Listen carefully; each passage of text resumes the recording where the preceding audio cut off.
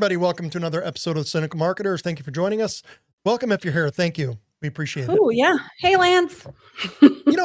We say hi, Lance. Lance, can you comment or something? I'm not even sure if you're still watching us. I don't know.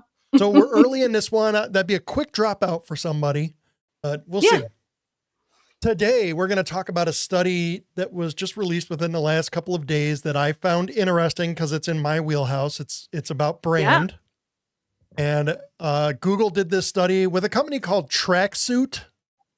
And Tracksuit is a brand tracking firm, a market research firm for brands, and they're based in the UK. So I'd never heard of them. And I saw this study. I haven't either before this study. Yeah, I haven't heard of them before this study either. But and the study's interesting, and I liked it, of course, because it validates the last 10 years of my life saying things like this. And what it was is the return on awareness is what the study is called. And they looked for 2024 and 2025. They isolated some brands in Australia and New Zealand. So that's, if you have a red flag there, but I think they isolated there and that because it's a very isolated market then and less outside influence possibly. But they looked at share of search, which is maybe a metric many of you have not heard of. It's been around since 2020. Probably, I feel like, It's an interesting metric. It really only applies to really huge brands, though, honestly, I think. It's an interesting one to keep track of. But what they did was looked at share of search, and then how does that impact actually the rest of your business, your clicks, and then your follow through. And they found that the more that people recognize you, your share of search goes up, and it impacts then obviously your traffic and conversions and sales. Believe it or not, I have said this for years. I say this, I'll get let go constantly as a guy who's big on brand.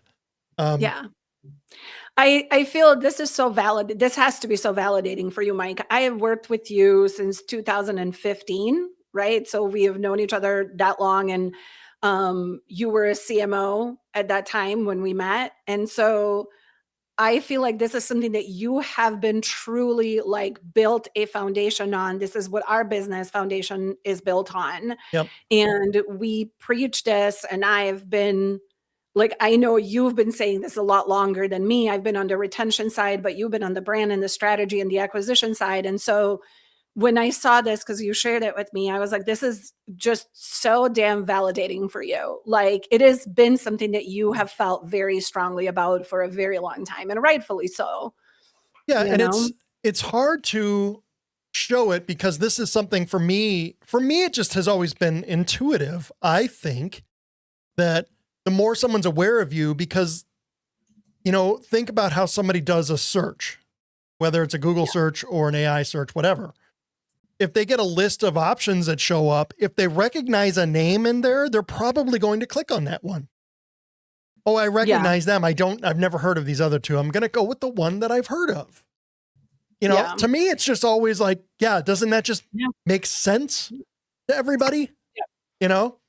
So this is why organic social media matters.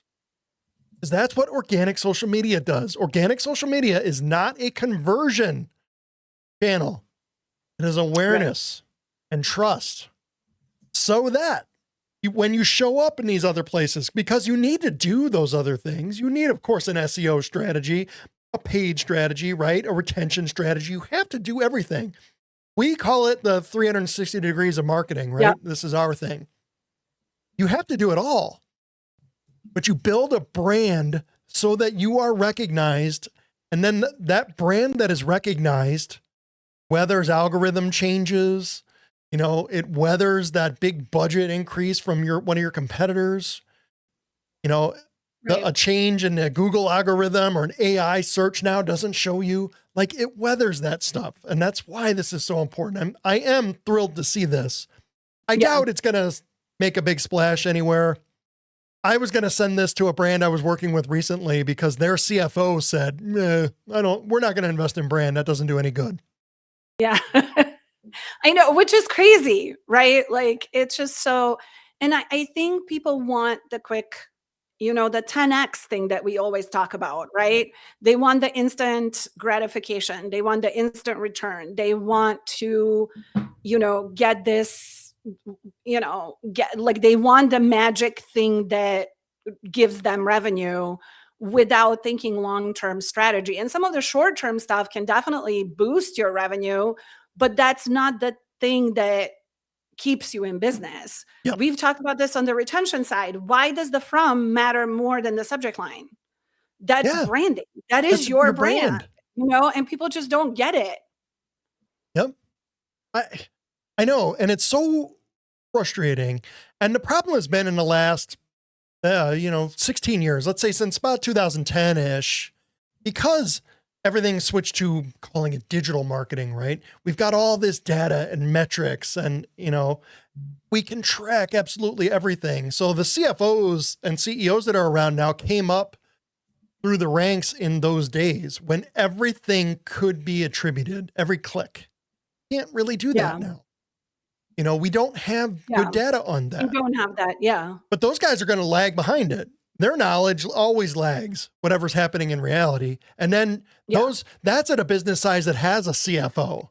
Now think of Right. smaller businesses of like an individual owner. Somebody owns this business and they're busy doing the Right. business. They know even less about this stuff. They only know what they read from years ago. Right. So everybody wants immediate attribution and immediate ROI. What I got to 10x this. And this is the problem. The brand share and the share of search it used to be called share of voice years and years and years ago, right? Like in the PR world, what's our share of voice as a company? So that's how much are we being mentioned out there in the press? And then when that Right. kind of went away and things were being, so diversified and there's so many places, a guy named Les Binet, I'm not sure how you pronounce it. Yeah. He came up with this share of search and he tested this out and it was since replicated after this guy did this. And it shows, your share of search, and share of search is essentially the percentage of time your name is searched versus everybody in your category is essentially the rough Yeah. way that you calculate this. And the problem with it still is that it's a leading indicator. Yeah. So when they see your share of search go up, typically 12 to 18 months later, you see a move in your metrics. That's a hard sell. Even though everybody 12 months from now, 18 months from now wants to say, I would love to have more sales. Okay, well, you have to invest in that today. No, we're not doing it today. But if you could fast forward to 18 months from now and said, well, what if you had, what if you were 10x where you are today? Would you be pretty happy with that? But it's conceptual and it's a leading indicator. So it's never one that's going to make it in the boardroom, unfortunately. I still think it's an uphill battle. It's interesting though, Mike, because I think that brand, we feel very strongly that it is a very important pillar that businesses need to consider. We've talked about this. We've talked about how you act as a business, how you behave on social media as a business, because that is your brand, whether it's a personal brand or a business. I think it's hard to get through to people that are really high up in a lot of these big companies because there isn't an immediate ROI, right? Like there isn't a fancy metric that you can assign to it. And then for small businesses, it's harder because they're like, but I'm doing all the other things, right? Like I'm doing all the logistics and the operations and customer service. And like, I don't have time for this. So I think what's interesting though, for me, it's the businesses that do have the resources to be focused on brand. When they are not focused on brand, that absolutely blows my mind. Yeah. When I worked for Noggin a couple years back, I would say people would be like, let's test subject lines. And I'm like, great. FYI, your subject line really doesn't matter as much as your from field, right? Yep. And I would get roasted about this. Like I would get, I was told not to say that in meetings. And I'm like, but I have data that proves it. I have data that shows subject lines will not move your open click through or conversion rate unless you're like absolutely atrocious at writing subject lines. And then somehow they're made better, right? Like unless they're like super spammy and everybody's like, oh, this is terrible, I'm not opening this, right? Yeah, or But some if rage you baity clickbait. some rage baity stuff like Yeah. that, like that Epstein one we had talked about in Yeah. several, like some Yeah. episodes Oh, ago, right? gosh. Yeah. you know, but if you're just testing, like, do I use an emoji? Do I not? On the retention side, you're like, your from field matters more. That is your brand. If people are interested in your brand, they will be interested to open whatever email you send them, Yep. Um, on the brand strategy side, it's just really, I mean, and you, like you mentioned, you had several experiences with very large companies, like multi-million dollar, companies that are like, it's all right, we don't need to do this. And you're like, but how do you expect to grow? Like you do all these great things and you're a $50 million company, and there is a whole world out there that has no idea who you are Yep. or what you do. That is in your customer data, like in your potential customer segment, but they have no idea who you are. It's just so strange to me that people don't focus on it. And it's validating to see a study shows Yeah. that people should be focused on it. And in that market for that business that I was just with, they're $50 million. Of course, everyone would be like, man, that's huge. And it is. It's a huge success for them to get to that level. But there are competitors of theirs that are way bigger. Now they're chasing those people down, and you're running into a ceiling. Because what is the differentiator between you and those people bigger than you? If you want to keep growing or not losing people now to those people who are bigger than you, what do you have to do? Right. If you're not going to build a brand, then you are relying on always winning at search, whatever it is. If it's a Google search or an AI search, or you're winning on ads, you're gonna get the most clicks, or you're gonna have the most budget, which you're not going to. If somebody is, even if you're 50 million or somebody bigger, now what's the $100 million company? What do they spend a month on Google ads? Right. They're beating you. So how do you beat them? There's always somebody bigger. How do you beat them? Brand is what beats people. And if you're smaller, right? Like, and if you're smaller and you don't have much of a budget, it's that much more important that you focus on your brand. It's the only thing you have to differentiate on is a brand, because you're never going to win on anything else. You're not going to out SEO some business who's bigger and been around longer. Right. You're not going to outdo them in your paid ads. You're not going to beat them anywhere. You have to beat them on brand because they're likely not investing in it. So this is, you remember that book, Blue Ocean, the blue water strategy, right? That's what I still feel like brand is such a blue water strategy because so many won't do it, that I'm like, even in the world of AI, right? If AI searches are now going to be the thing, your AI only surfaces how many? 2 or 3 business names, maybe, if you ask Claude who are the best at blah, blah. What's it give you?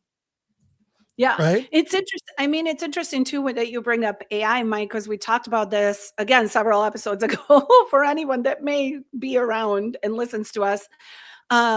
You had said like small bit, you had worked with this client who huge, right? Huge, like we said, 50 plus million, and they are investing in AI, right? They're investing in training their employees on AI, in AI tools, and their budget is ginormous, right? So the things that they are doing with AI is smaller business, comparable business, right? Anybody in that industry cannot touch because they don't have that budget, right? So this is another thing where if you are smaller, you can't, that's another way that you are not going to be able to compete with these big guys, right? So you can't compete with them on acquisition budget, on Google ads, on Meta ads. You can't compete with them on retention. You have to build a brand that's yours, right? That people are going to recognize and come back to or refer people to, so that as you grow and as your budget grows and you're doing more of the things, for marketing, you are recognizable. you Yep. know, and then, we've talked a ton about how people have scorched their brands to the ground doing dumb things, but like, it still matters, and you have to be focused on it. You should be focused on it. Definitely should. I mean, I am obviously a brand advocate. I think it's so important, and that doesn't take away from anything else. I've been a CMO, right? So everything matters.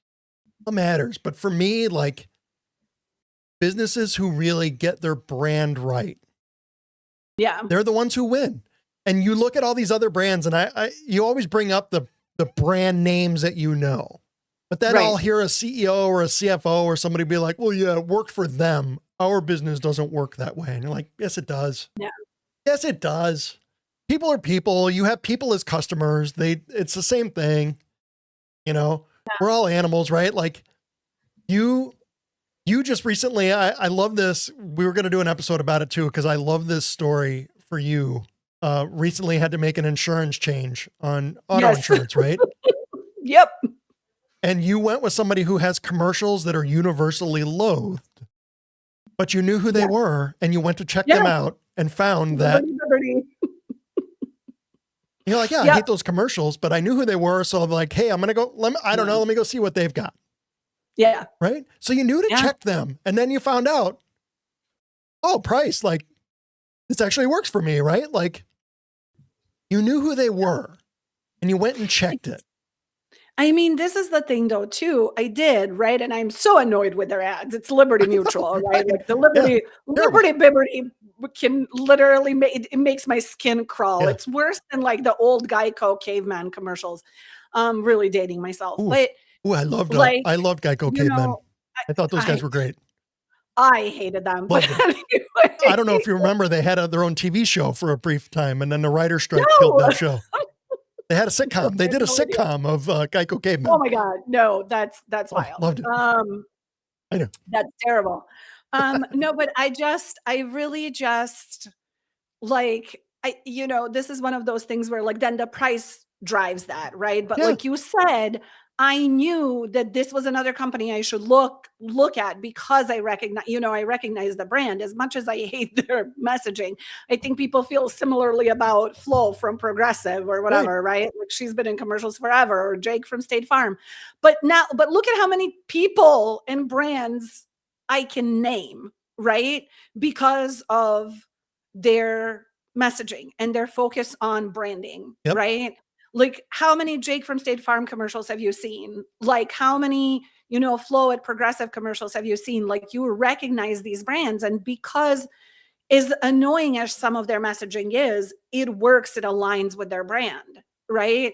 And so like this is what we try to tell all the small businesses that we work with. Like you don't have to go viral and dance on TikTok, but you do need to keep building your brand and show up and talk about your business and talk about your personal brand or whatever it is. Talk about what you do, keep building on that. And then just, a very kind reminder, don't do dumb things that then scorches all of that to the ground because you were irritated about somebody else's It takes post. forever to build your brand, but a moment to burn it down, Yeah. That's so true. Great points. There you go, people. Brand really matters. It's so important. And that's what we do. Believe it or not, we run an agency. So you want help? I know. I feel like people don't quite get that because we are in fact the cynical marketers, but we are good at what we do. And brand and brand strategy is one of our strengths. So if you have questions, put them in comments, hit us up in the DMs, follow us, do all the things. Because we do talk about these things. Yep. Okay. Yep. Well, thank you for tuning in, everybody. If you're here, we appreciate it. Check us out on TikTok, YouTube, Instagram, and you can listen to us and download us and listen to us in your car on Spotify. You can. Right? So, I mean, there's lots of ways to find us. And please subscribe, do something. We'd appreciate it. It takes you just a second to click that like, right? Like, but it really helps us. We would appreciate it. Yeah. So, absolutely would. Thank you, guys. All right. Thank you, everybody. We'll be back again soon with another episode. We appreciate it. We'll see y'all. Bye, y'all.